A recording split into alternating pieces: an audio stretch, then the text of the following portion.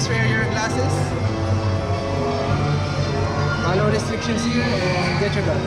Oh, thank you.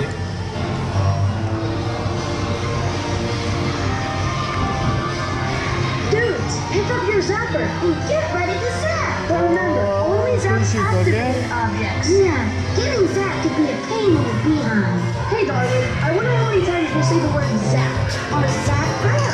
Or zap pig. Come on guys, hurry! We want to zap any activated objects before Mom gets home. Oh, sini. Pak. Ser du?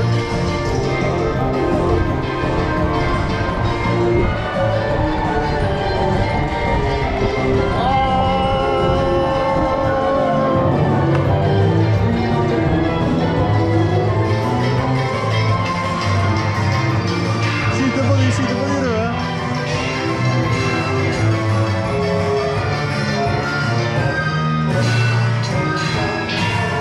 Sweet zapping, guys! Cool! The kitchen remote is activated, so all our TV remotes are a domination station? Yep, he's ready to zap. I'm off to watch my favorite ghost show. Oh, the problem's not bad.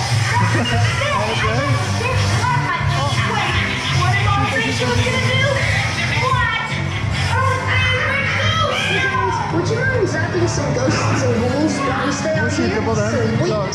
Elmore's Most Haunted is a really scary ghost show. I know. Quite frankly, it should never be shown before bedtime. My favorite TV show is Quick, to our room! Oh, I think our house has too many TVs. Klarer du å skyte? Der ja. Og skyter på kua. Og skyter på den.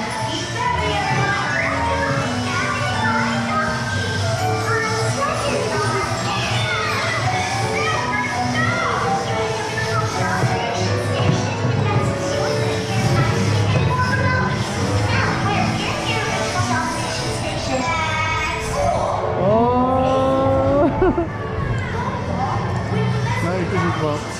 Skyte på de her som skyene. Insektene. Vi skyter på insektene.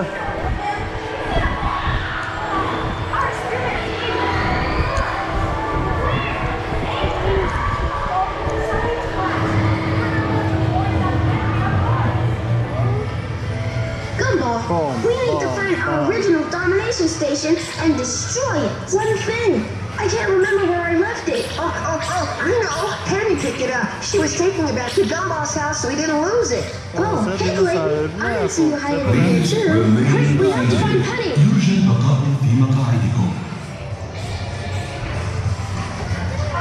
Og her var det kule.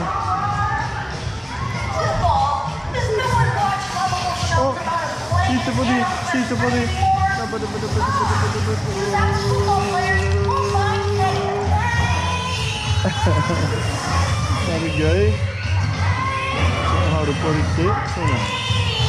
Not this way. Også på den. Skyter på den.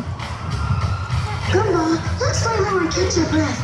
Whew, good idea. Oh, that doesn't sound good. Where is it coming from? Our house! Oi, hva skjer her da?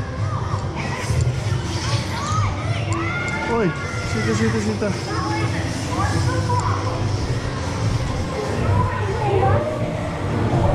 Og der også.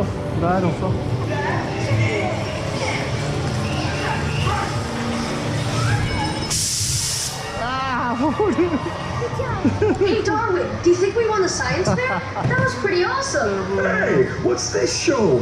I don't get it. Who are these people and what are those stores? Great job, everyone. Thanks for saving our butts. Guests and students, I'm sorry to announce that due to the invasion of TV characters...